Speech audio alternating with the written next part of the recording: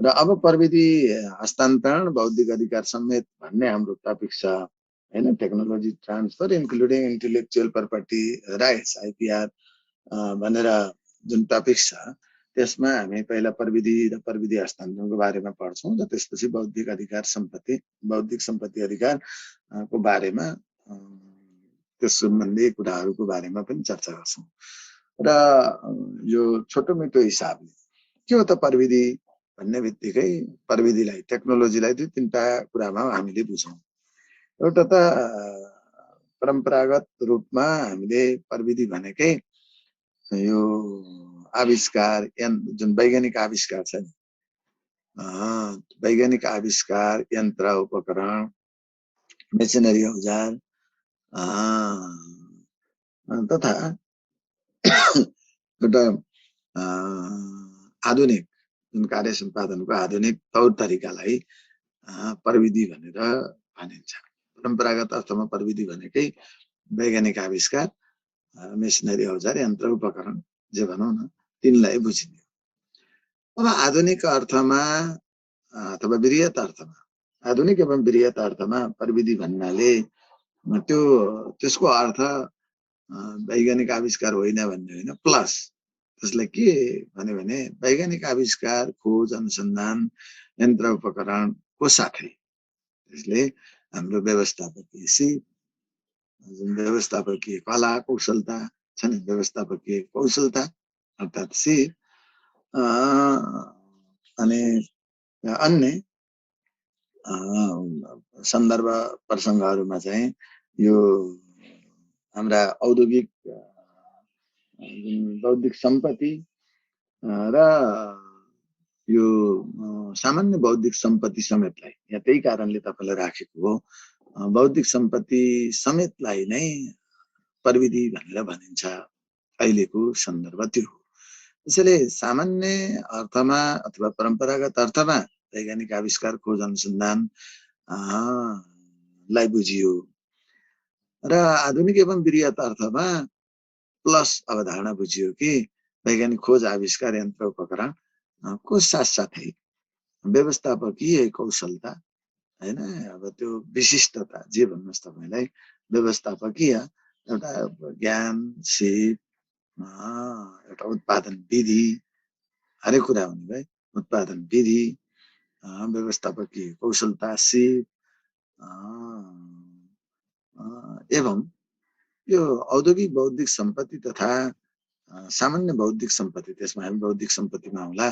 भन्न खोजेको अर्थ जुन ट्रेडमार्क पेटेन्ट डिजाइन भन्ने अहिले प्रसङ्ग आउँला, त्यहाँ विशिष्ट फर्मुलाहरूका कुराहरू जे छन् ती कुराको साथसाथै सामान्य बौद्धिक सम्पत्ति भनेर यो तपाईँलाई जुन बौद्धिक रचनाहरू हुन्छन् सिर्जनाहरू हुन्छन् ती समेतलाई हामीले प्रविधि भनेर भन्छौँ।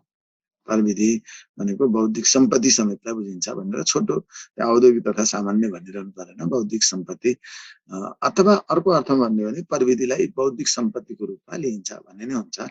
त्यो अरू पनि भन्नु पर्दैन। तपाईँलाई वृहत अर्थमा यो दुईटा वाक्य चाहिँ याद गरिरहनु प्रविधिमा यो भन्नै पर्छ र सामान्य तथा परम्परागत अर्थमा प्रविधि भन्नाले वैज्ञानिक खोज आविष्कार यन्त्र उपकरण अर्थात् मेसिनरी औजारलाई बुझिन्छ है। र वृहत एवं आधुनिक अर्थमा आधुनिक एवं वृहत अर्थमा त्यो भनेको प्लस अवधारणा हो भन्ने बुझिसक्नुभयो। यन्त्र उपकरण वैज्ञानिक आविष्कार मेसिनरी औजार साथै व्यवस्थापकीय कौशलता उत्पादन विधि तथा बौद्धिक समेतलाई बुझिन्छ भनेको दोस्रो लाइन। अनि प्रविधिलाई बौद्धिक सम्पत्तिको रूपमा लिइन्छ, बौद्धिक सम्पत्ति मानिन्छ, बौद्धिक सम्पत्तिलाई सम्पत्तिको रूपमा लिइन्छ प्रविधिलाई, त्यसलाई बौद्धिक सम्पत्ति मानिन्छ अथवा बौद्धिक सम्पत्तिको रूपमा लिइन्छ र यस अन्तर्गत बौद्धिक सम्पत्ति अन्तर्गत औद्योगिक बौद्धिक सम्पत्ति र सामान्य बौद्धिक सम्पत्ति पर्दछन्। त्यति लेख्न सक्छौँ। यो अहिले त्यो सिलसिलामा जोडौँला। र अब यो प्रविधि अर्को रूपमा भन्ने हो भने प्रविधि प्रभावकारी कार्य सम्पादनको एउटा आधार सहयोगी आधार भनौँ, सहयोगी आधार एवं अवयव साधन हैन, साधन नै प्रविधि हो।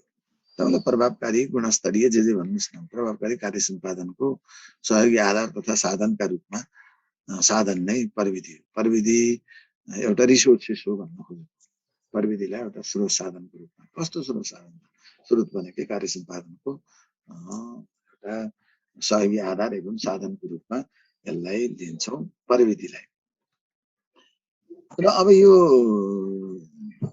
प्रभावकारी गुणस्तरीय कार्य सम्पादनको आधार तथा सहयोगी साधन भनेर तपाईले बुझ्नु। अब यो प्रविधि त विभिन्न प्रकारका हुन्छन्, प्रविधिका विभिन्न आयाम छन्, प्रविधिका विभिन्न प्रकार अथवा प्रविधिलाई विभिन्न प्रकारले वर्गीकरण गर्न सकिन्छ। यसका विविध आयाम छन्। जस्तै प्रविधिलाई तपाईले स्थानीय प्रविधि, हामीले भनौँ न प्रक्रियामा परम्परागत प्रविधि, आधुनिक प्रविधि, स्थानीय प्रविधि, हैन र हामीले भन्छौँ नि। अनि त्यसपछि उपयुक्त प्रविधि, वैकल्पिक प्रविधि, हेर्नुहोस् त तपाईँलाई टेक्नोलोजीमा के सूचना प्रविधि अथवा सूचना तथा सञ्चार प्रविधि अहिले भन्नुभएको छ नि। अनि यी विभिन्न प्रविधिहरूको बारेमा तपाईँलाई जस्तै traditional technology, modern technology, appropriate technology, alternate technology, information and communication technology अथवा आइटी मात्रै भन्ने इन्फर्मेसन टेक्नोलोजी, तपाईँले यी हरेक किसिमले हामीले टेक्नोलोजीको बारेमा कुरा गरिरहेका छौँ। त्यसैले यी विभिन्न टेक्नोलोजीलाई विभिन्न किसिमले वर्गीकरण गर्न सकिन्छ अथवा यसका विभिन्न आयामहरू छन्, हैन। आजकल म्यानेजरियल टेक्नोलोजी पनि भन्छ, व्यवस्थापकीय प्रविधि पनि भन्छ, हैन। अर्को एउटा व्यवस्थापकीय कौशलतालाई व्यवस्थापन आफैमा एउटा टेक्नोलोजी हो भन्ने पनि गरिन्छ। यो कौशलता सिप भनेर भनेका छौँ। त्यसैले अर्को चाहिँ व्यवस्थापकीय प्रविधि। यी विधि प्रविधिलाई यसरी विभिन्न हिसाबले, जस्तै उत्पादन प्रविधि भन्नुलाई प्रोडक्सन टेक्नोलोजी, प्रोडक्सन मेथोडोलोजी, यो प्रविधिलाई हामी मेथोडोलोजीको रूपमा पनि यसलाई लिन्छौँ। र प्रविधिले कार्य सम्पादन प्रक्रिया, पद्धति तथा विधिलाई हैन जनाउँदछ। त्यो पाठमा पनि हामी प्रविधि भनेर भन्छौँ। यति जाने भने प्रविधिको बारेमा भयो। अब मैले प्रविधिको कुरा गरिरहँदा अब प्रविधि के हो त तपाईँलाई भन्दा, यो वास्तवमा मानिसको मानव सभ्यताको विकासको उपज हो। मानव मस्तिष्कको उपज नै हो प्रविधि भनेको। के हो त भन्दा तपाईँको बौद्धिक जुन मानिसको ज्ञान सिप हो, त्यो बौद्धिक विकासको उपज हो, हैन। प्रविधि भने के भन्दा बौद्धिक विकासको उपजको रूपमा यसलाई लिन्छौँ। त्यो पाठ छँदैछ। र अब प्रविधि हस्तान्तरणमा हैन हामीलाई टपिक्सले त्यो दिएको छ। र प्रविधिको कन्सेप्ट बुझेपछि तपाईँलाई प्रविधि हस्तान्तरणमा आइहालौँ। त्यसमा कहीँ कतै दायाँ बायाँ कुरै छैन। यसमा धेरै लेख्नु पर्ने, पढ्नु पर्ने, बुझ्नु पर्ने छँदै छैन। र यो आर्थिक पक्षमा ल्याएर किन जोडेको छ त? आर्थिक मामिलामा, विकास मामिलामा जोडे पनि हुन्छ। के हो त त्यो प्रसङ्गको मनमा राखेर अनि हामीले यसको टपिक्सलाई याद गर्ने। र प्रविधि हस्तान्तरणको एउटा आर्थिक क्रियाकलापको रूपमा लिएका छौँ। त्यसैले अथवा मुलुकको आर्थिक विकास समृद्धिका लागि यो चाहिँ एउटा महत्त्वपूर्ण विषय हो भन्ने अर्थमा हामीलाई चाहिएको छ। त्यसैले अब प्रविधि हस्तान्तरण भनेकै के? टेक्नोलोजी ट्रान्सफर भनेको हामीले शाब्दिक अर्थ केही त्यसलाई कुरै छैन। प्रविधि हस्तान्तरण भन्नाले अब यो प्रविधिको विनिमय तथा आदान प्रदान, प्रविधिको आदान प्रदान, त्यसको विनिमय भनेको एक्सचेन्ज के व्यापार त हो नि। प्रविधिको विनिमय, आदान प्रदान एवं प्रविधिको पुस्तान्तरण तथा स्थानान्तरणलाई नै प्रविधि हस्तान्तरण भनिन्छ। प्रविधिले केलाई जनायो भन्दा प्रविधि हस्तान्तरणले प्रविधिको विनिमय तथा आदान प्रदान छ। त्यसको साथसाथै पुस्तान्तरण, एउटा पुस्ताबाट अर्कोमा सर्ने कुरा पनि प्रविधि हुन्छ। पुस्तान्तरण तथा स्थानान्तरण, एक ठाउँबाट अर्को ठाउँमा स्थानान्तरण गर्ने, प्रविधिलाई एक ठाउँबाट अर्को ठाउँमा स्थानान्तरण गर्ने, प्रविधिलाई पुस्तान्तरण गर्ने। अब एक ठाउँदेखि अर्को ठाउँ भन्ने भएर नि एउटा व्यक्तिबाट अर्को व्यक्तिमा सर्ने भयो नि, त्यसैले पुस्तान्तरण। अथवा आदान प्रदान एवं विनिमय भनेपछि त व्यक्तिको कुराहरू रहने नै भए, स्थानको कुरा पनि रहने भए। त्यसैले प्रविधिको विनिमय, आदान प्रदान, पुस्तान्तरण तथा हस्तान्तरणलाई स्थानान्तरणलाई नै प्रविधि हस्तान्तरण भनिन्छ। एक ढङ्गले तपाईँले भन्नुहोस्। र अर्को यो के हो त प्रविधि हस्तान्तरण भनेर भन्ने हो भने प्रविधिको विकास, विस्तार तथा संरक्षण को संरक्षण सम्बन्धी कार्य र सोको आधार पनि हो। प्रविधि हस्तान्तरणले केलाई जनाउँछ त भन्दा प्रविधिको विकास, विस्तार एवं संरक्षण। प्रविधिको हस्तान्तरणले खालि त्यो भाइ बहिनीहरू एक ठाउँबाट अर्को ठाउँमा अथवा एउटा पुस्तक त्यो केका लागि हो त भन्दा विकास एवं विस्तारका लागि नै हो नम्बर 1। र अर्को त्यसको संरक्षण पनि हो। प्रविधिहरूलाई संरक्षण गर्दै जानुपर्छ। त्यसैले प्रविधि हस्तान्तरणले अथवा यसले प्रविधिको विकास, विस्तार, संरक्षण सम्बन्धी कार्य पनि हो र त्यसको पूर्वाधार पनि हो। प्रविधि हस्तान्तरण आफैमा प्रविधिको विकास, विस्तार, संरक्षण को आधार पनि प्रविधि हस्तान्तरण त्यही हो। प्रविधि हस्तान्तरणले ती कुरालाई नि समेट्छ र त्यसको पूर्वाधारको रूपमा पनि यसलाई जनाउँछ। त्यसैले प्रविधि हस्तान्तरणले प्रविधिको विकास, विस्तार, त्यसको संरक्षण तथा सोको आधारलाई समेत उजागर गर्दछ भन्न पनि सक्छौँ अथवा संरक्षण समेतलाई जनाउँछ। त्यसैको लागि हो यो। र प्रविधि हस्तान्तरण के हो त भन्यो भने अब मसलादार कुरा जाने भइहाल्छ, केही गर्नु पर्दैन। यो जिडिएसको एउटा महत्त्वपूर्ण पक्ष हो, उपज हो, हैन? तपाईँलाई जिडिएसको आधार पनि हो, उपज पनि हो। के हो त भन्दा प्रविधि हस्तान्तरण जिडिएसको आधार र उपज दुवै। किन? जिडिएसको प्रभावकारी रूपमा जिडिएस गर्नका लागि तपाईँलाई अथवा आरडिएस गर्न नियमन विकास सेवा प्रभावका लागि तपाईँ यो आधार हो। प्रविधि हस्तान्तरणले सहयोग गर्छ अथवा प्रविधिको विकास विस्तारले प्रविधि हस्तान्तरणले जिडिएसमा योगदान गर्छ भनेको आधार प्रदान गर्छ त्यो राम्रो गर्नका लागि भनेपछि उपज पनि हो।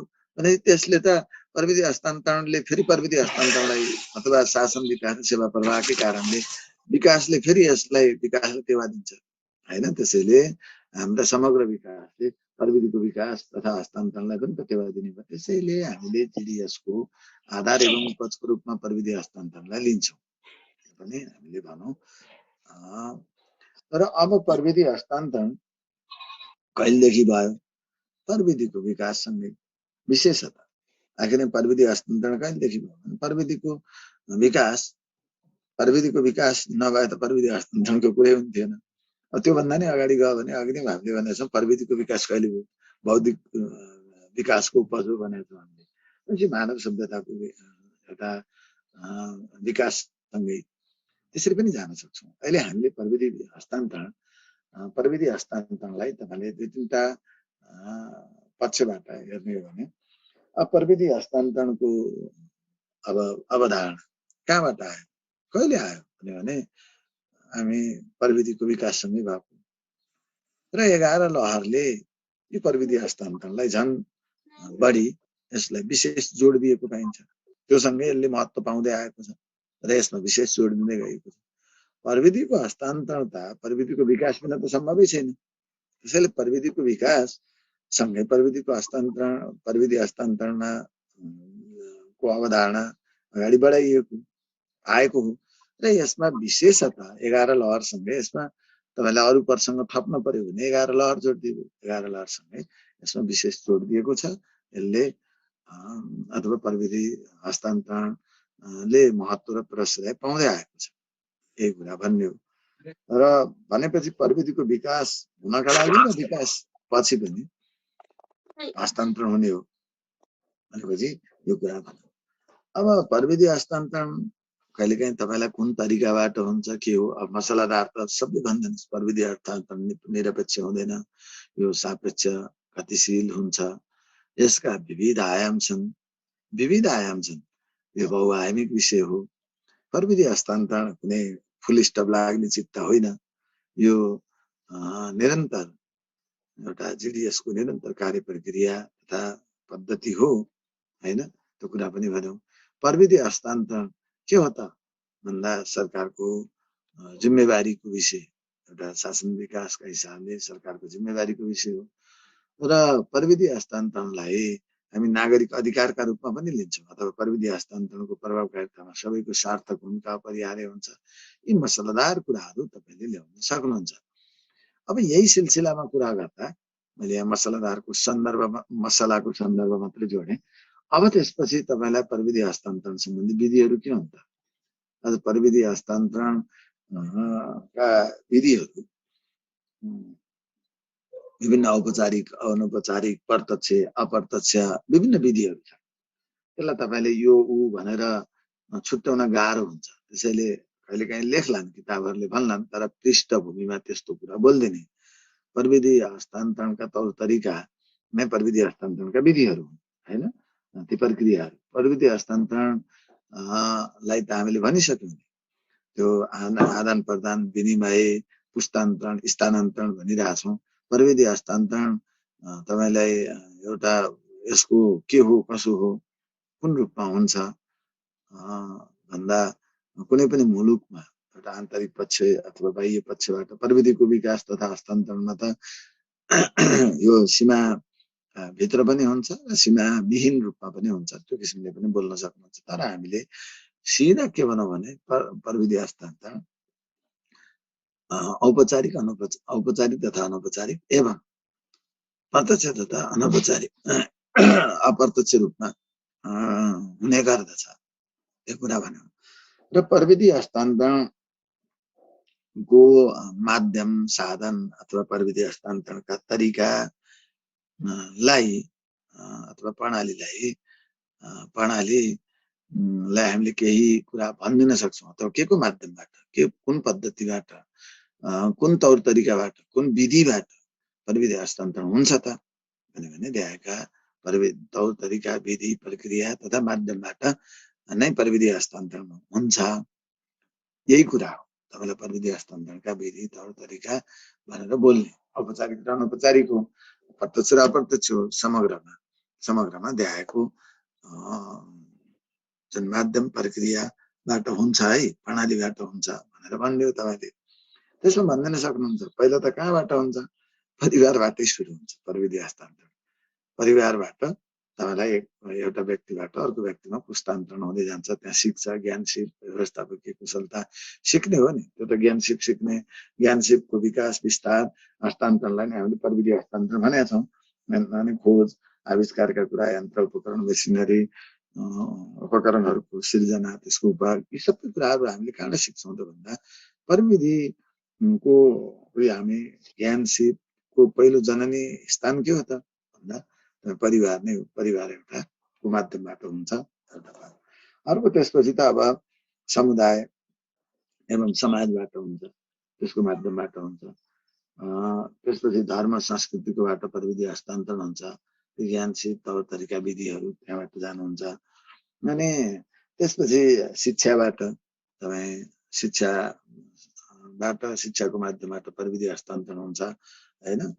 सबै त्यो कुरा भन्न सक्छौँ। अथवा शिक्षा भन्ने बित्तिकै त्यहाँ विद्यालय, शिक्षा जे भन्नुहोस् तपाईँलाई। अर्को शिक्षा पूर्वाधार विकासबाटै पूर्वाधार विकासको बाटै प्रविधि हस्तान्तरण हुन्छ। किन हुन्छ भन्नुहोस् त पूर्वाधार विकास? तपाईँलाई त्यसबाट ज्ञान सिप अगाडि बढ्दै गयो, सिक्दै गयो, बुझ्दै गयो, त्यसको बारेमा जानकारी हो। एउटा प्रविधिले अर्को एउटा पूर्वाधारले नै, त्यो पूर्वाधार आफैमा प्रविधिको उपज पनि हो। त्यसले अरू पूर्वाधारहरूलाई पनि उजागर गर्दछ। कुरा त्यो हो, त्यसबाट हस्तान्तरण हुन्छ। र अर्को सेवा प्रवाहकै माध्यमबाट प्रविधि हस्तान्तरण हुन्छ। किनभने सेवा दिँदै गइसकेपछि त्यो ज्ञान सिप सिक्दै जान्छौँ। हामी मोबाइल पहिला कसरी जाने थियो, कम्प्युटर कसरी जाने थियो त? आखिर सेवा प्रवाह हुँदै जाँदाखेरि तपाईँलाई आइसिटीको बारेमा के थाहा थियो? अनि यसको विकास र विस्तार कसरी भयो त भन्दाखेरि त त्यो सेवा प्रवाहकै माध्यमबाट यी कुराहरू, अथवा ज्ञान सिपका कुराहरू पनि हामीले कसरी जान्यौँ त भन्दा सेवा प्रवाह, सेवा दियौँ, लियौँ, अनि त्यसबाट बुझ्दै गयौँ, अनि जानकारी भयो, विधि सिक्यौँ, अर्थात् त्यही नै हो। अनि नियमन तथा शासनबाट, यो गर्न हुन्छ, यो गर्न हुँदैन भन्नेबाटै नै, अनि त्यो गराइबाट, देखाइबाट फेरि त्यहाँबाट सिक्यौँ, नियमनबाटै सिक्यौँ, ऐन कानुन नीति नियम के माध्यमबाट पनि प्रविधि हस्तान्तरण हुन्छ, ती कुराहरू हेर्छौँ। अनि सङ्गठन तथा संस्थाबाट कुनै सङ्गठनको आफ्नै किसिमका त्यहाँका कौशलताहरू प्रविधिहरू हुन्छन्, त्यसबाट पनि हामी प्रविधि हस्तान्तरण गर्छौँ। सङ्गठन सम्बन्ध रोजगारीको माध्यमबाट प्रविधि हस्तान्तरण हुन्छ होइन र। तपाईँलाई रोजगारीको सिलसिलामा विभिन्न ज्ञान सिपहरू सिक्नुहुन्छ। अहिले जस्तै वैदेशिक रोजगारीबाट सिकेको प्रविधिलाई उपयोग गर्ने किन भनेको त, प्रविधि विदेशी रोजगारीको माध्यमबाट विदेशमा भएको प्रविधिलाई ल्यायौँ, अथवा हामीले लोकल रूपमा जुन सिक्छौँ गर्छौँ अनि त्यसबाट नै प्रविधिको विकास र हस्तान्तरण हुन्छ, अर्थ त्यो हो। त्यसैले रोजगारी भयो। पर्यटनबाट तपाईँले प्रविधिको विकास तथा हस्तान्तरण हुन्छ। पर्यटन भनेकै आखिरीमा तपाईँलाई खालि त्यो प्रविधिहरू सिक्नुहुन्छ नि, पर्यटकीय हिसाबले के छ कसो छ, सामान्यभन्दा सामान्य किसिमको होइन। तपाईँ एक ठाउँबाट अर्को ठाउँमा जाने बुझ्ने भनेकै अर्थ के हो भने त्यहाँको प्रविधिको बारेमा बुझ्नुहुन्छ। प्रविधि बुझेपछि राम्रो लाग्यो त्यो कुरा ल्याउनुहुन्छ। जस्तै तपाईँलाई एउटा सानो मैले इन्ट्रेस्टिङ कुरा भनौँ, मलाई यो तपाईँले अहिले बजारमा जानुभयो भने विभिन्न मुस्ताङे आलु हुन्छ। मैले जहिले पनि आलु उसिन्ने बेलामा अब त्यसलाई बोइल गर्ने भनेको कुरा त पानी हालेरै गर्ने होइन। पिँडालु उसिन्यो, तरुल उसिन्यो अथवा जे उसिन्योस्, आलु उसिन्यो, त्यसमा पानी राख्ने चलन थियो। त्यही कुरा सिकिरहेको थिएँ म। जब मुस्ताङ गएँ कुनै हिसाबले माथिल्लो मुस्ताङसँग जाने क्रममा अनि ट्रेकिङको सिलसिलामा गएको थिएँ। त्यो मुस्ताङ त्यो आलु त एकैछिनमा कति राम्रो फरेर हुन्छ। कसरी के हुँदो रहेछ भने तिनीहरूको भान्सामा, अब त्यो जाडो ठाउँ अनि के हो त आलु खाउँ नि त, मुस्ताङे आलु भन्छन्। भनेपछि आलु सट्ट त्यो कुकरमा त्यो आलु धोएर आलु राख्नुभयो, त्यो पानी केही थिएन होइन। अब तरेर सुक्खा आलु बनाएर राख्नुभयो त्यहाँ। अब त्यो होटलवाला दिदीले भनौँ न, अनि त्यसपछि त्यो माथिबाट अलिकति 1 चम्चा जति घिउ राखिदिनु भयो होइन। अघि राखिने हुन्छ पछि राखिने हुन्छ भन्नु, पछि राख्नुभयो। अनि मैले सोधेँ त्यो जना, अनि त्यसपछि कुकर बन्द गरिदिनु भयो। 1 क्षणपछि सिटी लगाइसकेपछि त अब त्यहाँ कति मैले भनेर त याद गरिनँ कति सिटी लाउनु भयो। 1 क्षण चाहिँ 4-5 सिटी लाग्यो जस्तो लाग्छ, 3-4 सिटी। अनि त्यो सिटी लगाएर उतार्नु भयो। त्यसपछि त सर त्यो अब आलु उसिनियो भन्नु, स्वाभाविक रूपमा अब आलुमा पानी पनि छ। अब त्यो घिउ हालिसकेपछि डढ्ने कुरो पनि भएन, त्यो त्यत्तिकै हुँदो रहेछ। अनि अहिले तपाईँले यहाँ सबै मुस्ताङे आलु यहाँ गरिरहेको हुन्छ, त्यसको बोइल गर्ने एउटा किफायती पनि, अर्को स्वादिष्ट भयो। अनि त्यसपछि सबै मैले त्यहाँबाट त्यो प्रविधि सिकेँ। अनि त म त्यो मात्र होइन, अब म त तरुल उसिन्ने बेलामा सखरखण्ड उसिन्ने बेला त्यो कामै गर्नु एउटा त्यो प्रविधि हो है। तपाईँलाई अहिले म सबै घरमा पनि त्यो प्रविधिको हस्तान्तरण गरिरहेपछि घरमा आलु कसैले आलु खाउँ अथवा तपाईँलाई त्यो पिँडालु खुर्केर चाहिँ राख्नका लागि अलिकति र त्यसमा जुस बढी भए हुनाले चाहिँ पिँडालु लाल्ने अप्ठ्यारो हुने होइन। त्यसमा त्यो तरल पदार्थ पनि कम हुने भए हुनाले चाहिँ अलि अप्ठ्यारो हुँदो रहेछ, त्यो घिउ बढी लाग्ने राम्रो भएन होइन। त्यो अब फेरि धेरै चिल्लोले पनि अप्ठ्यारो हुने। अब अरू चाहिँ त्यो तरुल सखरखण्ड आलुलाई त सबै कुरा यो एउटा इन्ट्रेस्टिङ तपाईँलाई पनि बुझिरहने। अनि त्यसपछि अर्को त्यो प्रविधि अन्यत्र पनि अरू कामका लागि पनि युज गरिएको छ, त्यसले धेरै राम्रो काम गर्दो रहेछ। अर्को तपाईँलाई सबैभन्दा इन्ट्रेस्टिङ म यो ढिँडो पकाउने सन्दर्भमा अर्को एउटा प्रविधिको हस्तान्तरण भयो। म यो पनि थकाली दिदीबहिनीहरूबाट सिकेको। तपाईँले सबै थकालीमा ढिँडो भनेकै छ, सब त्यहाँ क्यु लागेको छ अनि बसेको छ। ल के हो भन्दाखेरि हिजो हामी अब त्यसलाई चाहिँ हेयाको दृष्टिबाट हेर्ने होइन। ढिँडो भनिसकेपछि अझ कोदाको ढिँडो भनेको छ, फापरको ढिँडो भनेको छ, गहुँको ढिँडो भनेको छ, मकैको ढिँडो भनेको छ। ढिँडो तपाईँले एउटा होटलमा कहीँ कतै गएर अब हामी 200-150 जना बसेका छौँ अथवा 20 जना किन्न बसौँ, एकछिनमा ढिँडो पकाउनुहुन्छ। स्वार स्वार स्वार ल्याएर तपाईँले पस्केर दिनुहुन्छ होइन। कसरी यो विधि छ, फेरि पाकेको पनि छ मिठो पनि छ, अनि कसरी गर्नुहुन्छ त्यो यत्रो जना चाहिँ हामी कहीँ कुनै ग्रुपमा थियौँ, सरसर ढिँडो खाउँ भन्ने इच्छा भयो, खायौँ। अनि सरसर ल्याउनु भयो। तपाईँले यो यति छिटो कसरी पकाउनुहुन्छ, तपाईँको हात कसरी? अनि के भयो त अब यता ढिँडो मस्काउँदाखेरि त्यो त्यो दाबिलाले हातमा फोरा उठेको स्थिति, त्यो गरेर आफूले खाइरहेको, अनि पिठो दुनियाँ पोखिएर अनि होइन त्यो फत्केर पिठो फत्किँदाखेरि हात पोलेको अवस्था थियो। अनि त्यो कुरालाई मैले सोधेँ। सोधिसकेपछि उहाँले त ठुलो कुकर पहिले पानी तताएर राख्नुहुनेछ, बोइल पानी रहँदो रहेछ। अनि त्यसपछि कुकरमा त्यो त्यो उम्लेकै पानी कुकरमा राख्यो। अनि त्यसपछि थोरै त्यो चिल्लो हालिदिनु रहेछ नलागोस् भनेर छेउछेउमा। अझ पहिला चिल्लो हालेर अनि पानी हालिदिनु भएको थियो। पहिला चिल्लो थोरै हालेर यताउति सबैतिर त्यो लगायो, अनि पानी राखेको चिल्लो अलिअलि केही भाँडामा राख्यो। नुन त्यो उम्लेको पानीमा अनि आवश्यक कति हो कति, अब त्यो त उहाँहरूलाई अभ्यास सिप भइहाल्छ, तपाईँ हामीले पनि बुझ्छौँ कति पानीमा कति पिठो हाल्ने भन्ने। अनि त्यो गरिसकेपछि त उहाँले त्यो पिठो राखेर ढक्कन लगाइदिनु हुनेछ कुकरको। अनि सिटी लगाइसकेपछि अनि सिटी खोलिदिनु हुनेछ, जो त पुरा त्यहाँ त्यसले खुँडियो नि, त्यो पिठो गेर्खा पनि रहेन केही रहेन। अनि यस्तो किसिमले अनि पछि त्यसलाई निकालेर अब त्यसको कस्तो हो, साह्रो केही छैन भने अलिअलि हल्का पिठो हालेर अलिअलि त्यसैलाई चलाइदिनु हुनेछ है। अनि त फर्स्ट क्लास ढिँडो बन्दो रहेछ।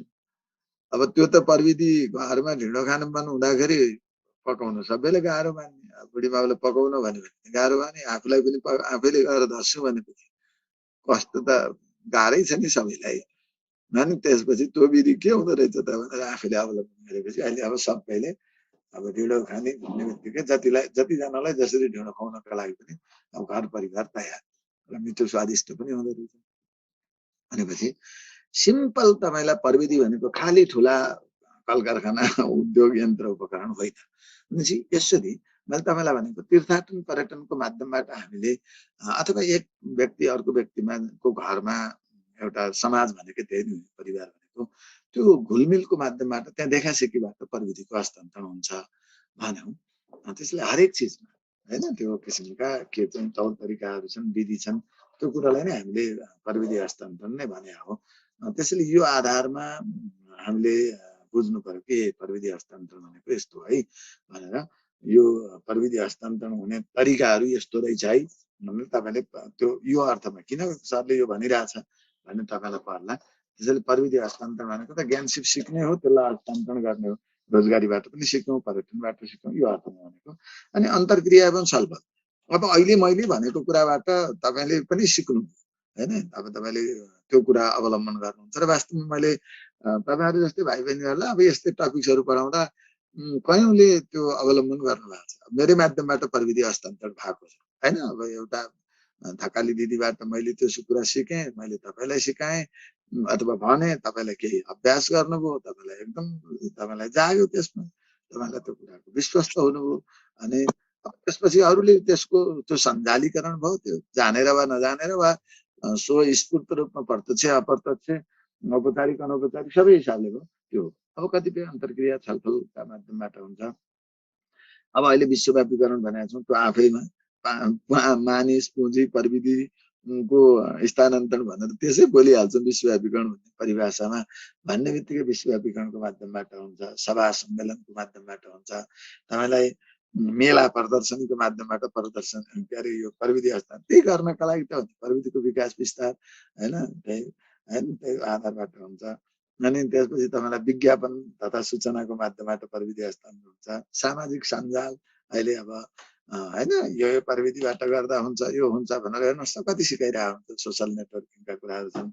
अनि अब तपाईँलाई समस्या परेर प्रविधि हस्तान्तरण हुन्छ। अब अर्को छ समस्या तथा अनुभव होइन, अनुभव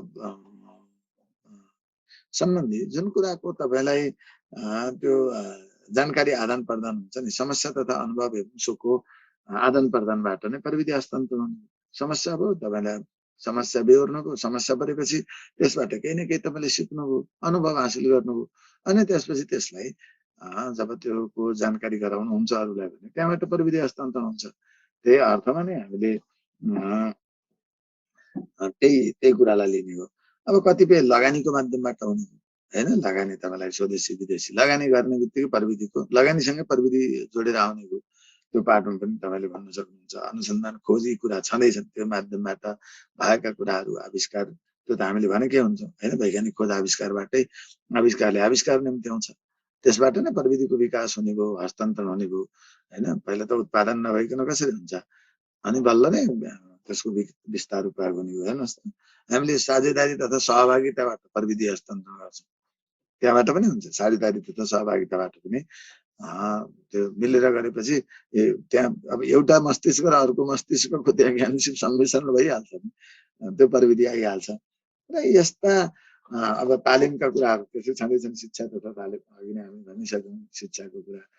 यी बाहेक अरू विविध कुराहरू छन् हैन। प्रविधि हस्तान्तरणबाटै प्रविधि हस्तान्तरण हुन्छ हैन। यसको त तपाईँलाई सुचक्र हुन्छ अथवा यो त चक्रीय रूपमा भइरहन्छ।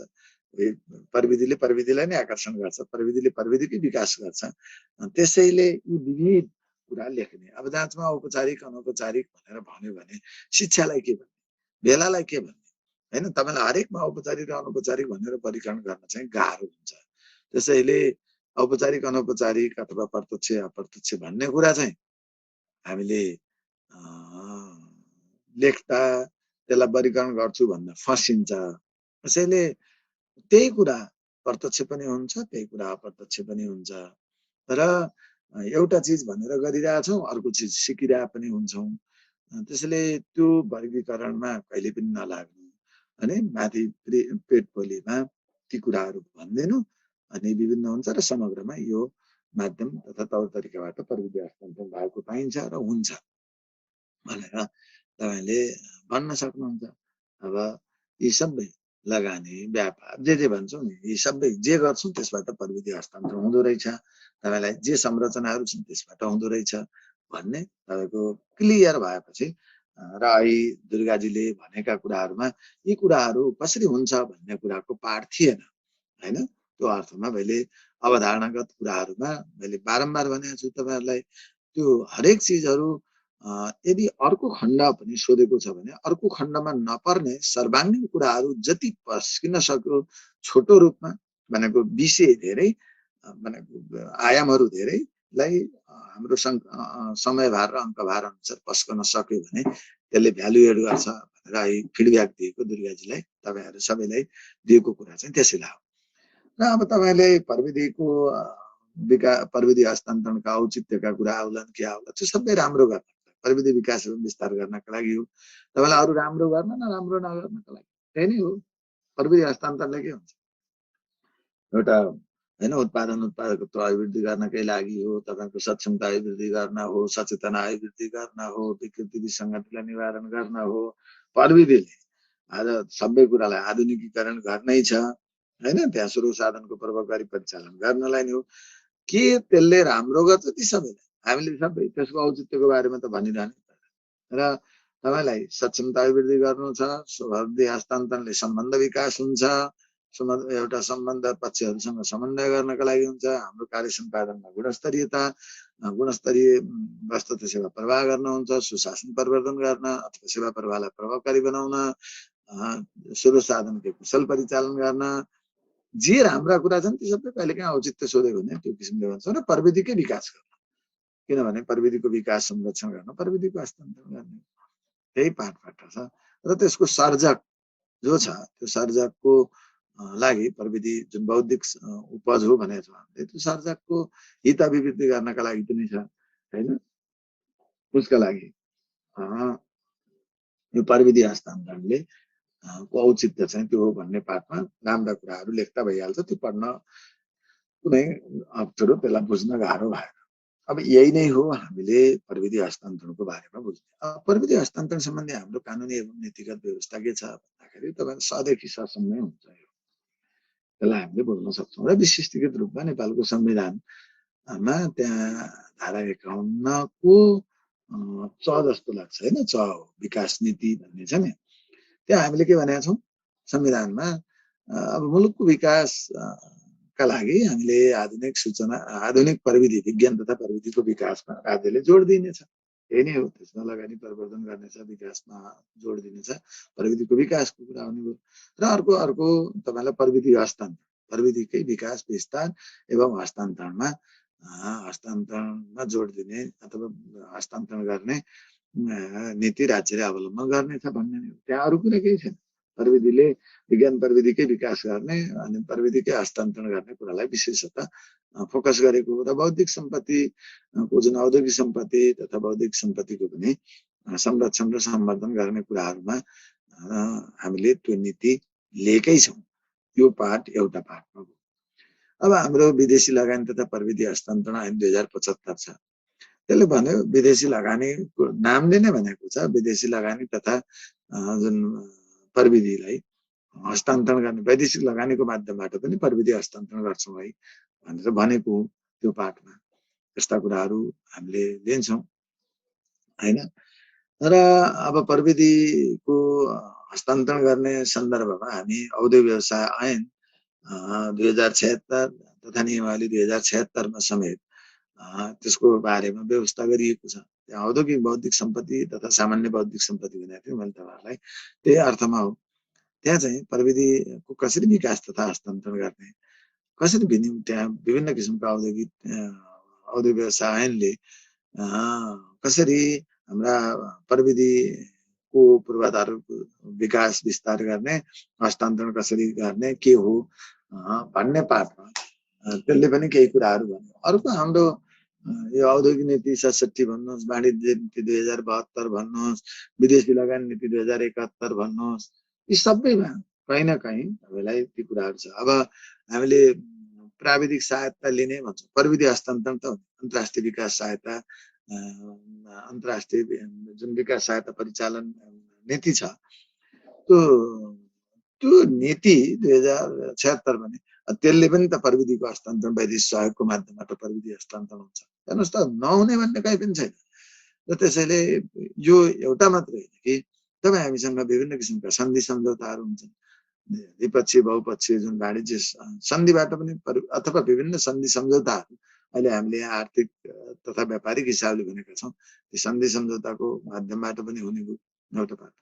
अब यतातिर अर्को हामीले कुरा गरिरहँदा यो बौद्धिक सम्पत्तिसँग जोड्न चाहिँ यो पेटेन्ट डिजाइन र ट्रेडमार्क ऐन 2022 हुन्छ। अब छोटकरीमा तपाईँलाई सम्झनाका लागि पीडीटी भन्नु न, patent design and trademark, patent design र ट्रेडमार्क ऐन 2022 त्यसले पनि तपाईँलाई प्रविधि हस्तान्तरण तथा विनिमयको बारेमा, त्यसको संरक्षण सम्वर्धनको बारेमा, त्यो बौद्धिक सम्पत्तिसँग विशेष रूपमा त्यो कुरा गर्छौँ। यी विविध कानुन र अन्य सम्बद्ध नीति एवं कानुन भनेर जान सक्नुहुन्छ। अब बौद्धिक अब यो प्रविधि हस्तान्तरणले त बौद्धिक सम्पत्ति त्यो अधिकार सम्बन्धी नीति 2073 पनि छ नि, राष्ट्रिय बौद्धिक सम्पत्ति, यो बौद्धिक सम्पत्ति अधिकार सम्बन्धी नीति नै भनौँ। बौद्धिक सम्पत्ति अधिकार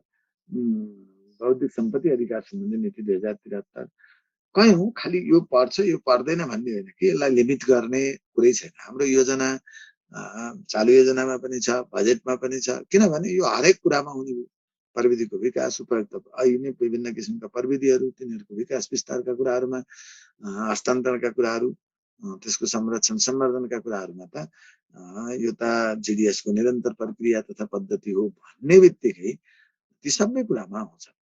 त्यसैले हामीले यो प्रविधि हस्तान्तरणका कुराहरू चाहिँ यी हुन् है, यो सम्बन्धी कुरा हो भनेर हामीले मेन रूपमा यसलाई यी कानुनी व्यवस्थाका कुराहरू भनेको कानुनहरू छन् भन्ने हो। र अब हाम्रो नीति कति भयो र सर, बौद्धिक सम्पत्ति नीति कि बौद्धिक अधिकार नीति? 2073 2073 है। अनि अब यी कुराहरूलाई तपाईहरुले भनिसकेपछि, बुझिसकेपछि अनि हामी प्रविधिको बारेमा हाम्रो नीति के हो त भनेर समग्र नाम लेखिसकेपछि तपाईलाई हामीले भनेकै छौं प्रविधिको विकास कसरी गर्ने भन्दा स्वदेशी पुँजी एवं प्रविधिलाई विकास गर्ने, विदेशी लगानी तथा पुँजी प्रविधिलाई पनि आकर्षित गर्ने हैन। त्यो कुरा पनि हाम्रो एउटा नीति भयो नि, उदारीकृत हामीले जब नीति भन्छौँ भने यहाँ प्रविधिको विकास विस्तारमा त जहिले पनि जोड दिने नीति नै त्यही हो। अनि आधुनिक एउटा स्थानीय विकासमा नीति कति थियो सर? अनि अब यो हामीले प्रविधिको विकास विस्तारका सन्दर्भमा प्रविधि विकासमा जोड दिने भनेकै छौँ हैन। प्रविधिको विकास एवं हस्तान्तरण संरक्षणमा जोड दिने हाम्रो नीति त्यही हो। र अर्को यसलाई दुरुपयोग हुन नदिने, प्रविधिको सदुपयोग गर्ने हैन। स्थानीय प्रविधिको संरक्षण तथा सम्वर्धन गर्ने, आधुनिक प्रविधिहरूलाई अवलम्बन गर्ने, सूचना प्रविधिको अवलम्बनद्वारा सुशासन प्रवर्धन गर्ने। हेर्नुहोस् त, तपाईलाई आधुनिक प्रविधिबाट लागत न्यूनीकरण गर्ने र गुणस्तरीय वस्तु तथा सेवा हाम्रो प्रभावकारी जीडीएस गर्ने अथवा सुशासन प्रवर्धन गर्ने प्रसङ्ग आइसकेका छ। सेवा प्रवाहलाई प्रभावकारी बनाउने प्रविधिको कुराहरू त्यहाँ यी कुराहरू छ। र प्रविधिको सम्बन्धमा हामीले यी हाम्रा नीति हुन् के। अनि प्रविधिका लागि पूर्वाधार विकास गर्ने पनि हाम्रो नीति हो। त्यसमा लगानी प्रवर्धन गर्ने पनि छ। हाम्रा विभिन्न यो अर्को कुरा एउटा व्यापार वाणिज्य अथवा सन्धि सम्झौता जे भनौँ विदेश लगानीको माध्यमबाट प्रविधि हस्तान्तरण गर्ने यी कुराहरू छ। र त्यो प्रविधिको हस्तान्तरणद्वारा फेरि के हो भने हाम्रो हामीले खोजेको जे छ समृद्धि हासिल गर्ने, प्रविधि हस्तान्तरणकै माध्यमबाट रोजगारी प्रवर्धन गर्ने, सबै हाम्रा कुरा जे भनेका छौँ त्यही कुरा नै हाम्रा नीति हो। त्यही कुरामा जोड दिने। त्यसैले प्रविधिको विकास एवं विस्तार गर्ने अनि प्रविधि आधुनिक प्रविधिहरूको विकास गर्नका लागि जस्तै वैज्ञानिक खोज आविष्कार पनि हाम्रो ती कुरा भयो नि प्रविधि। अनि त्यसैका लागि पनि त विभिन्न किसिमको संरचनाहरू निर्माण गर्ने, त्यसमा लगानी गर्ने, त्यसका लागि पूर्वाधारहरू विकास गरिदिने अनि त्यो प्रविधिको एउटा हस्तान्तरण गर्ने यिनै कुरा हाम्रा यो प्रविधि हस्तान्तरण सम्बन्धी नीतिहरू हुन्। कानुनी व्यवस्था त्यसको सारपूर्ण व्यवस्था त त्यही नै हो। त्यसैले प्रविधि विकास एवं हस्तान्तरण, प्रविधिको हस्तान्तरणबाट प्रविधि विकास, प्रविधिको संरक्षण अनि त्यसको सर्जकको हित अभिवृद्धि अनि हाम्रो सुशासन सबै तपाईँलाई अपसका लागि प्रविधिको हस्तान्तरण अपसका लागि हो नि त। भनेको त्यहाँ हाम्रो जीडीएसका विकृति विसङ्गति निवारण गर्न अनि प्रविधिकै माध्यमबाट विकास एवं हस्तान्तरणको माध्यमबाट जीडीएसमा नागरिकको अभिवृद्धि गर्न हैन, बढाउनका लागि एउटा पहिचान पहुँच र उनीहरूलाई मूल प्रवाहीकरण गर्न भनेको सबैलाई प्रवाहीकरण गर्न र अर्को चाहिँ समग्र अभिवृद्धि गर्न। त्यो नीति नै त्यो औचित्यपूर्ण रूपमा नै त्यो नीतिले त्यो कुरामा जोड दिएको। त्यसैले हामीले कानुनी व्यवस्थालाई यसरी उल्लेख गर्न सक्छौँ।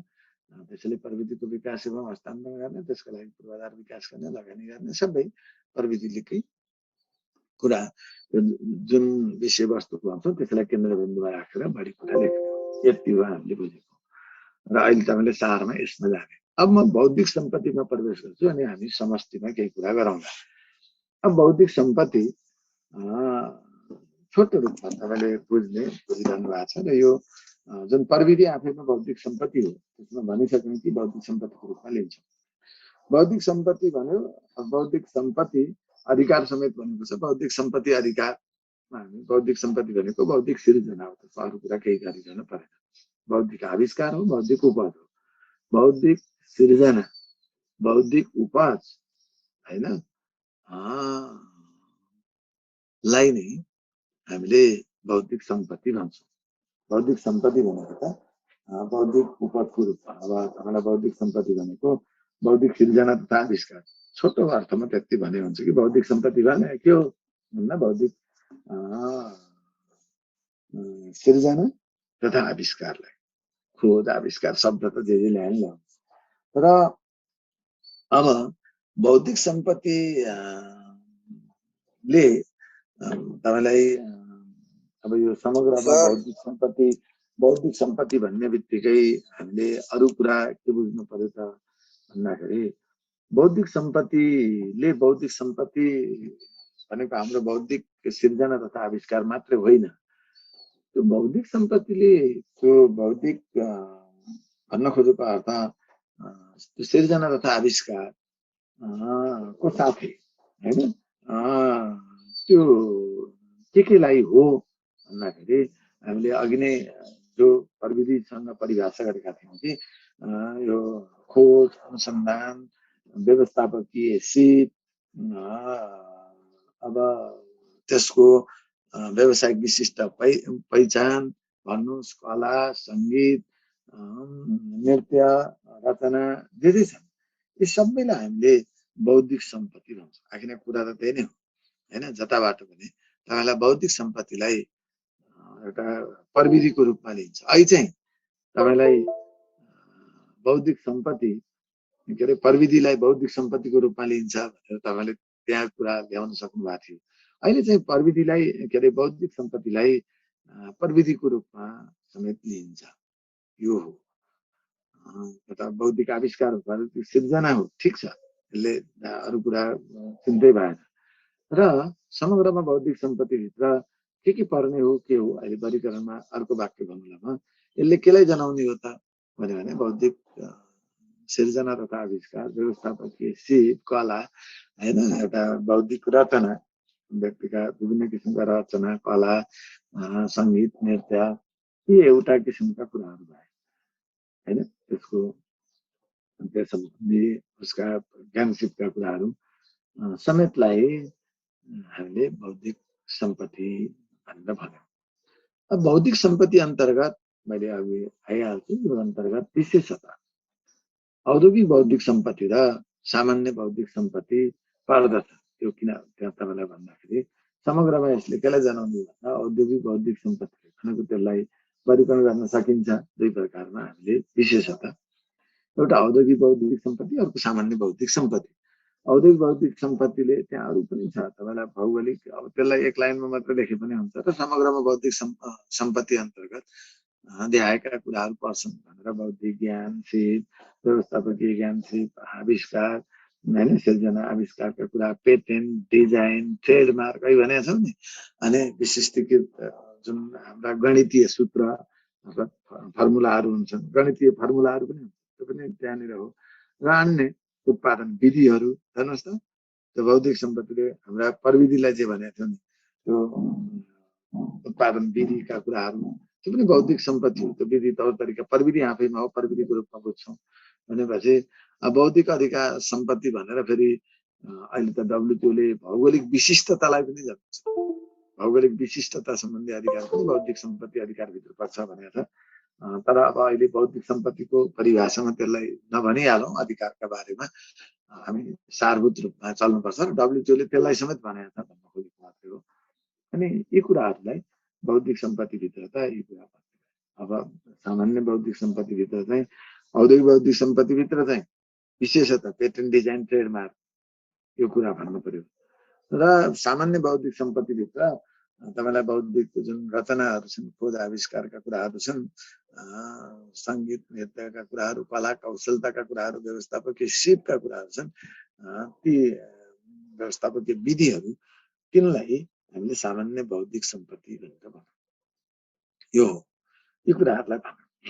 र अब यो बौद्धिक सम्पत्ति को सम्पत्ति बुझिसकेपछि बौद्धिक सम्पत्ति को अधिकारको कुरा छ। हामीले यहाँ जान्न परेको अहिलेको प्रविधि र प्रविधि हस्तान्तरण जस्तै बौद्धिक सम्पत्ति अधिकार भनेको के हो त भन्दाखेरि जुन बौद्धिक सम्पत्ति हामीले भनिसक्यौँ नि, बौद्धिक सिर्जना एवं सम्पत्ति उपर, बौद्धिक सिर्जना एवं सम्पत्ति उपर स्रष्टा तथा आविष्कारको हकलाई नै बौद्धिक सम्पत्ति अधिकार भन्छ। बौद्धिक सम्पत्ति अधिकारले केलाई जनाउने हो भन्दाखेरि तपाईँलाई जे बौद्धिक सिर्जना छ, आविष्कार छ, त्यसमा सर्जकको हकलाई अथवा अधिकारलाई यसले जनाउँछ। यसले बौद्धिक सम्पत्ति उपर सर्जकको, स्रष्टाको हक अधिकारलाई नै बौद्धिक सम्पत्ति अधिकार भनिन्छ भनेर बुझ्ने यति मात्रै हो। अब बौद्धिक सम्पत्ति अधिकारले अधिकारको हामीले कहिलेदेखि जोड दियौँ, के दियौँ अथवा के हो त भन्दा अब औद्योगिक बौद्धिक सम्पत्ति छ, अब त्यो जसले त्यसलाई सिर्जना गरेको त्यही स्रष्टाको अधिकार हो अथवा त्यो पार्टमा हामीले बुझौँ। सामान्य बौद्धिक सम्पत्ति छ, त्यही कुरालाई बुझौँ। त्यो दुईटै कुराको सन्दर्भ हो। यसरी उल्लेख गर्नु पर्यो। र अब यो बौद्धिक सम्पत्ति अधिकार किन त, अथवा त्यसले केलाई जनाउने हो भन्दा अघि नै भनिसक्यौँ नि, बौद्धिक सम्पत्तिको संरक्षण गर्ने, सम्वर्धन गर्ने, त्यसको प्रवर्धन गर्ने, अझ बढी अनि त्यसपछि बौद्धिक त्यसको सर्जक तथा स्रष्टाको हित अभिवृद्धि गर्ने हो नि। अनि त्यसको यदि कसैले दुरुपयोग गर्यो भने त्यो दुरुपयोग उप रोक्ने, त्यसको संरक्षण गर्ने भनिसकेपछि त कहीँ कसैलाई त्यसको दुरुपयोग हुन नदिने र यदि कहीँ कसैले त्यो सर्जकको हित विपरीत अथवा त्यो बौद्धिक सम्पत्ति छ, त्यो सम्पत्तिको यदि त्यसले कुनै किसिमले विकृति गरेको सन्दर्भमा अथवा विकृत तुल्याएको सन्दर्भमा, त्यसको दुरुपयोग गरेको सन्दर्भमा त्यस पर कारबाही गर्ने। प्रयोजनले बौद्धिक सम्पत्ति अधिकार भनेको त्यो उद्देश्यले अथवा त्यस प्रयोजनार्थ बौद्धिक सम्पत्ति अधिकारलाई जोड दिएको अर्थ यो हो। बौद्धिक सम्पत्ति अधिकार सम्बन्धी कुराहरूमा हामीले भन्न खोजेको कुरा के भने बौद्धिक सम्पत्ति तथा सिर्जनाको विकास एवं विस्तार पनि गर्ने, त्यसैको संरक्षण एवं सम्वर्धन गर्ने, अनि त्यो सर्जकको हित अभिवृद्धि गर्ने, उसको हित अभिवृद्धि गर्ने पनि छ नि, उसको एउटा जीवन तथा वृत्तिमा टेवा पुर्याउने नै हो। त्यसैले सर्जकको हित अभिवृद्धि गर्ने कुरामा हो त्यो पाठमा जाने। अनि त्यसको कसैले दुरुपयोग हुन नदिने र दुरुपयोग गर्न थाल्यो कहीँ कसैले चाहिँ अनुचित रूपमा त्यसको कार्य गर्यो भने त्यसबाट सम्बन्धित सर्जकलाई क्षतिपूर्ति दिलाउने हैन, पीडित त्यो जसले दुरुपयोग गर्छ त्यसलाई दण्डित गर्ने, अनि त्यसपछि जो सर्जक छ त्यसलाई सर्जकलाई क्षतिपूर्ति दिलाउने आधारका रूपमा अथवा प्रक्रियाका रूपमा समेत बौद्धिक सम्पत्ति अधिकार ले समेट्छ। अथवा बौद्धिक सम्पत्ति अधिकार भनेको त्यसको व्यवस्थापन कार्यलाई जनाउँछ भन्ने हो। ती समेतलाई बौद्धिक सम्पत्ति अधिकारले उजागर गर्छ है भनेर हाम्रो भाषामा बुझ्नु पर्यो। अब बौद्धिक सम्पत्ति अधिकारको अवधारणा चाहिँ 11 लहरसँगै भएको। अब बौद्धिक सम्पत्तिको कहाँ आयो त, यसले प्राथमिकता कहाँबाट पायो, के हो त भन्दा बौद्धिक सम्पत्ति अधिकारको अवधारणा कहाँ आयो भन्दा अब जहाँ 11 लहरको जब विकास हुन थाल्यो, त्यो अवलम्बन हुन थाल्यो, त्यस अवस्थामा नै बौद्धिक सम्पत्ति अधिकारमाथि जोड दिन थालेको। यसको कुराहरू विभिन्न किसिमका कानुनी व्यवस्था एवं संरचनागत व्यवस्था गर्न थालियो अनि बल्ल नै अगाडि बढेको। र यो बौद्धिक सम्पत्ति अधिकारको अवधारणा चाहिँ जननी मुलुक बेलायतलाई मानिन्छ र सन् 1710मा बौद्धिक सम्पत्ति अधिकार सम्बन्धी कानुनी व्यवस्था गरेर पहिलोचोटि बेलायतले यो बौद्धिक सम्पत्ति माथि सर्जकको अधिकारको बारेमा व्यवस्था गरिदिया हो।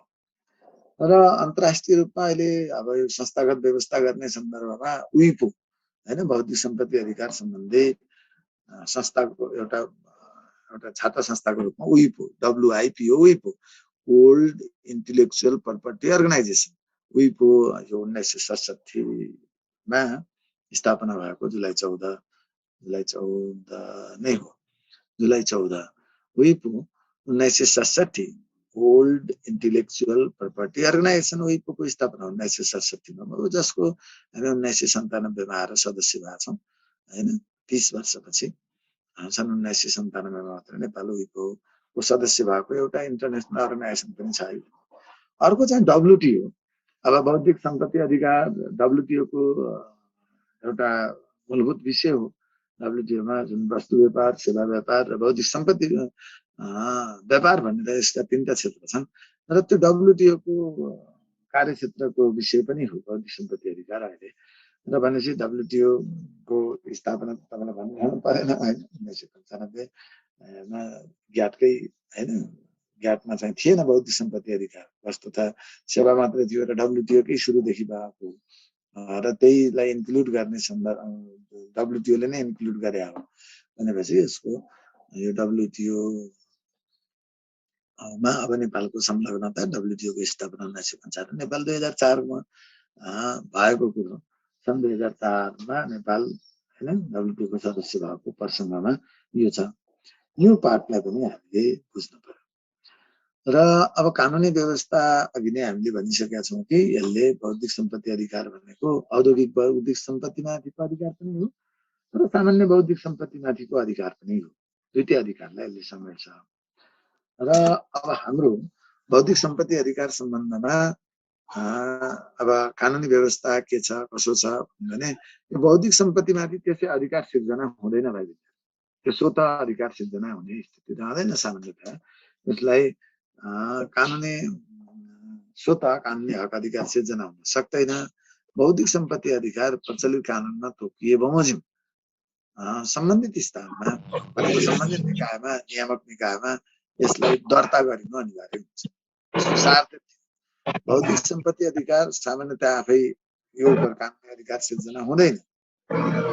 यसलाई यस उपर अधिकार भनेको बौद्धिक सम्पत्ति अधिकार सिर्जनाका लागि बौद्धिक सम्पत्तिलाई सम्बन्धित नियामक निकायमा दर्ता गरिनु आवश्यक हुन्छ। त्यो दर्ता गरेपछि मात्रै बल्ल त्यहाँबाट एउटा वैधानिक तथा कानुनी अधिकार सिर्जना हुन्छ र त्यसले औपचारिकता पाउँछ। अर्थ त्यति मात्र। अब हाम्रो बौद्धिक सम्पत्ति अधिकार सम्बन्धमा अब पेटेन्ट डिजाइन र ट्रेडमार्क ऐन PDT ऐन 2022 पेटेन्ट डिजाइन र ट्रेडमार्क ऐन 2022 ले औद्योगिक बौद्धिक सम्पत्तिको अधिकार सम्बन्धमा व्यवस्था गरेको छ। बौद्धिक सम्पत्तिको बारेमा सम्पत्ति अधिकारको बारेमा त्यहाँ व्यवस्था गर्यो। अब के हो त तपाईलाई ट्रेडमार्क भने के हो भन्ने भयो भने एउटा त्यो ट्रेडमार्क व्यापारिक तथा औद्योगिक ब्रान्ड हो नि, त्यो नाम हो, अरू के संकेत हो, चिन्ह हो हैन। त्यसका रङहरू होलान्, चिन्हहरू होलान्, संकेतहरू होलान्। अब त्यो चाहिँ ट्रेडमार्क हैन। तपाईलाई ट्रेडमार्क अब त्यसको त्यही आधारमा तपाईलाई चिन्ह दिएको होला, नाम दिएको होला, ब्रान्ड दिएको होला, त्यो पार्ट अथवा रङ दिएको होला, त्यो आधारमा भनेको त्यो ट्रेडमार्क त्यसलाई बुझिन्छ। त्यस्तै पेटेन्ट भनेको अर्थ के हो भने तपाईलाई यो पेटेन्टले केलाई जनाउँछ भन्दा व्यावसायिक तथा औद्योगिक जुन आविष्कार विशिष्ट प्रक्रियाहरू छन्, आविष्कारहरू छन्, आविष्कार छ अथवा कुनै फर्मुलाहरू हैन, सूत्र भनौँ न, ती सूत्रहरू छन् भने त्यसलाई हामी पेटेन्ट भन्छौँ। र डिजाइन भनेको त्यो व्यापारिक तथा औद्योगिक वस्तुहरूको त्यसको संरचना हो, त्यसको इन्जिनियरिङ हो। त्यसलाई हामीले त्यसको बनोट भनौँ न, बनोट संरचना तथा इन्जिनियरिङलाई डिजाइन भनेर भन्छौँ। अर्थ त्यो हो। जस्तै तपाईँलाई त्यो डिजाइन भन्न खोजेको अर्थ एकछिन उदाहरण सम्झाउनुहोस् न तपाईँलाई। त्यो थिन आरादुत बिस्कुट भन्ने यदि तपाईँले सम्झनुभयो भने त्यसको त्यो डिजाइन कस्तो हुन्छ भन्दाखेरि एउटा बाहिर त्यो वस्तुको प्याकिङकै डिजाइन एउटा हुन्छ, अनि अर्को त्यो वस्तुमा हेर्नुहोस् त कस्तो किसिमको बिस्कुटको साइज कस्तो हुन्छ, अनि त्यसको आकार के हो, अनि त्यसमा विभिन्न कुन रूपमा त्यसलाई त्यसमा के कुन किसिमको त्यसमा त्यहाँभित्र हुन्छ नि बिस्कुटमा पनि कुन आकार गर्ने, कुन परिमाणमा गर्ने, कति कुन त्यसको बनोट कस्तो हुने। जस्तै चारपाटे बिस्कुट हो कि अथवा गोलाकार हो भन्ने बित्तिकै हामीले गोलाकार पनि हुने भयो, चारपाटे पनि हुने भयो, एउटा त्यो डिजाइन हो। अथवा कहिलेकाहीँ तपाईँलाई त क्रिमवाला भयो भने दुईटा पहिला बिचमा क्रिम राखेर फेरि जोडेको पनि हुने होइन। भनेपछि यी सबै डिजाइनहरू होइन। त्यस कारण तिनलाई त्यो इन्जिनियरिङ हो, बनोट हो, संरचना। त्यो हरेक वस्तुको त्यो आफ्नै डिजाइन हुन्छ। तपाईँले आफैलाई पनि डिजाइन भनेको मलाई यो डिजाइनको कुर्ता सिलाइदिए त भन्नुहुन्छ नि बहिनी, अथवा तपाईँलाई मेरो यस भाइहरू सबैले यो डिजाइनको कोट कुन डिजाइनमा सिलाउँ भनेर आउँछ। आखिर त्यो वस्तु तथा जे हामीले वस्तुहरू हुन्छ त्यसको संरचना बनोटलाई नै डिजाइन भनेको हो। पेटेन्ट भनेको त्यो बौद्धिक सिर्जना जे छ हाम्रो औद्योगिक व्यापारिक विशेषता व्यावसायिक तथा औद्योगिक जुन आविष्कार छ, विशिष्ट प्रक्रिया छ एवं त्यसका फर्मुलाहरू छन्, ती कुराहरूलाई पेटेन्ट भनेको व्यवस्थापकीय कौशलता भनौँ, त्यसलाई पेटेन्ट भनेर भनौँ। अर्को चाहिँ ट्रेडमार्क भनेको कुनै व्यापार चिन्ह, औद्योगिक चिन्ह, सङ्केत, नाम, ब्रान्ड, यिनलाई चाहिँ हामीले ट्रेडमार्क भन्छौँ। ट्रेडको मार्क ट्रेडमार्क भनेर यति हो। कहिलेकाहीँ त्यस्तो अर्थ हामीले आफूले बुझ्न पर्यो भने यो हाम्रो कानुनी व्यवस्थाका सन्दर्भमा मैले यहाँ ल्याउन खोजेको। अब नेपालमा यो सम्बन्धी कानुनी व्यवस्था के छ त, बौद्धिक सम्पत्तिको बारेमा अब यो भन्ने छैन। अब त्यहाँ बौद्धिक प्रवृत्ति हस्तान्तरणमा बौद्धिक सम्पत्तिको प्रसङ्ग भयो। अघि नै राज्यका नीतिहरूको पाठमा हामीले बोल्ने भयौँ। एउटा विकास सम्बन्धी नीतिमा प्रविधिको विकास एवं हस्तान्तरण तथा बौद्धिक सम्पत्तिको विकास विस्तार हस्तान्तरण एवं संरक्षण सम्बन्धमा जोड दिने नीति राज्यले अवलम्बन गर्ने छ, सक्यो। र यो बौद्धिक सम्पत्ति अधिकार सरकारका अधिकार सूची हेर्ने हो भने सङ्घको अधिकार सूचीभित्र पर्दछ।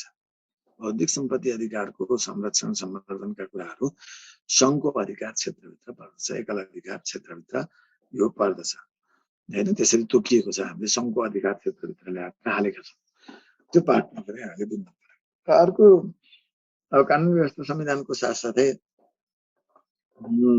अघि नै भनौँ अरू कानुनहरू त योसँग सम्बन्धित हुने नै भइगयो। पहिला त पेटेन्ट डिजाइन र ट्रेडमार्क ऐन 2022 हैन, त्यसलाई सम्झाउनु पर्यो र त्यसले विशेषता अघि नै भने नाम तिनवटा, तिनैको संरक्षण सम्वर्धन त्यसको प्रक्रियाको बारेमा त्यो आयो। अर्को यो बौद्धिक सम्पत्ति अधिकार सम्बन्धी ऐन, बौद्धिक सम्पत्ति अधिकार सम्बन्धी ऐन भनेको अधिकार सम्बन्धमा त्यसको नाम चाहिँ प्रतिलिपि अधिकार ऐन भन्छ।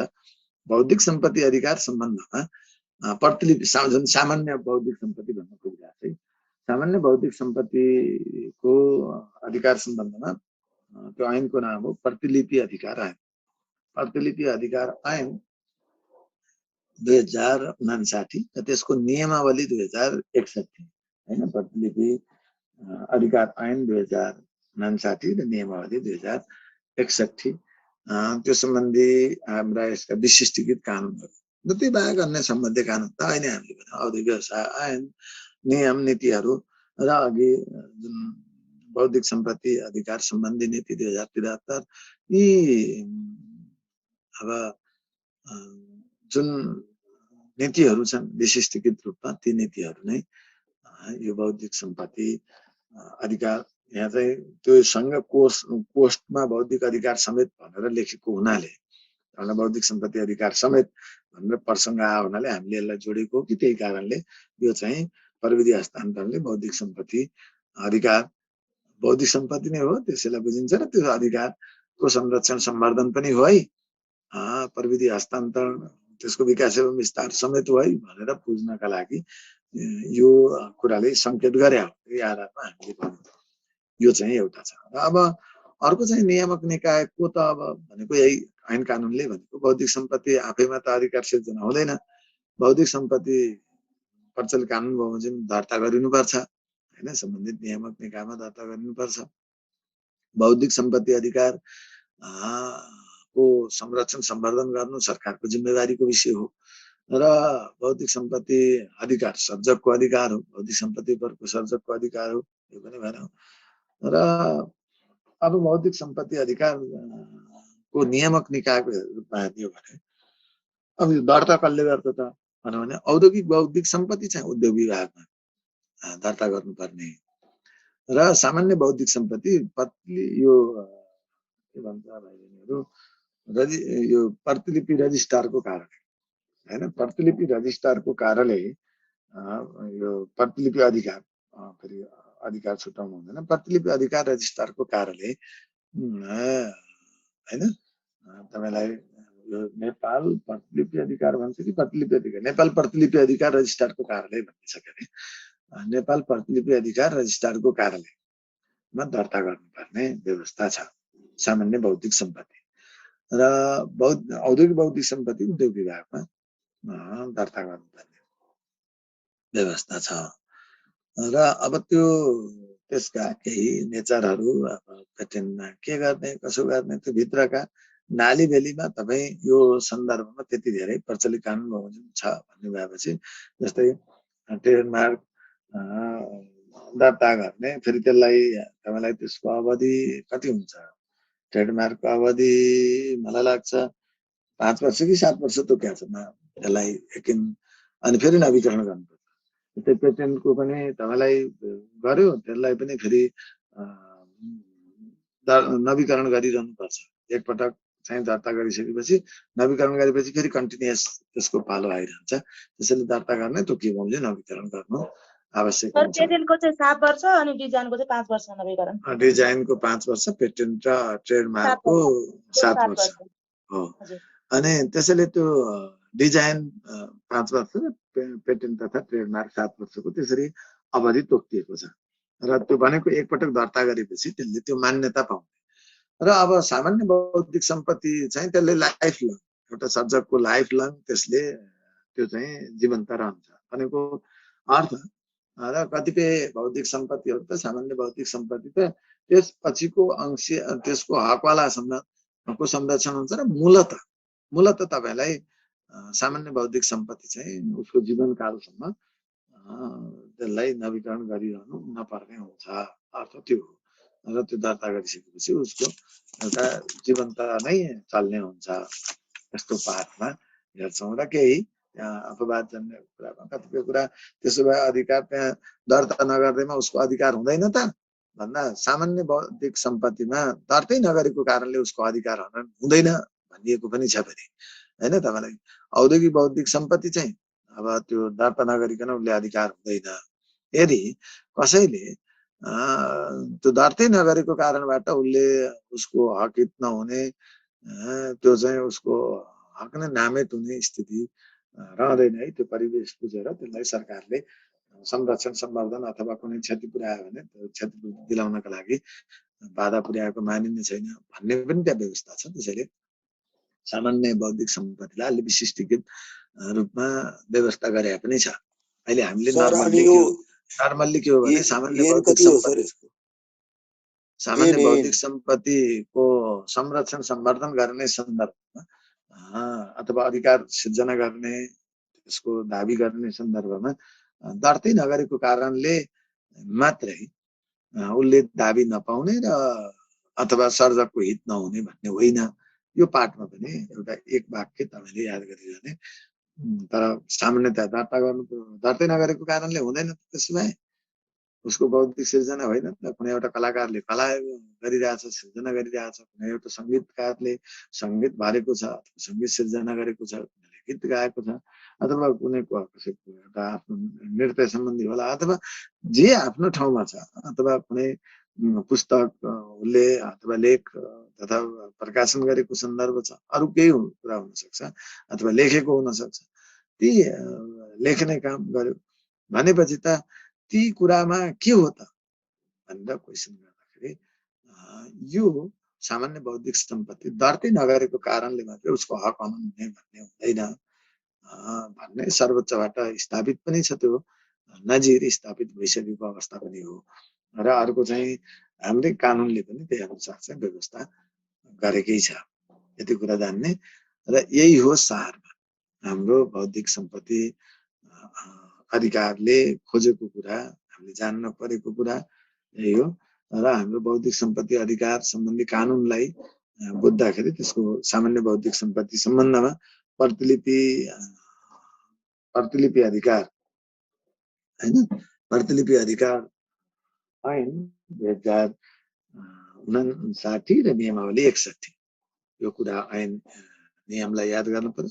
अर्को चाहिँ पेटेन्ट डिजाइन र ट्रेडमार्क ऐन 2022 यो कानुनलाई सम्झनु पर्यो। र त्यसपछि अन्य सम्बद्ध कानुन एवं नीतिगत व्यवस्था त छँदैछ। विशिष्टीकृत कानुन चाहिँ यिनीहरू हो।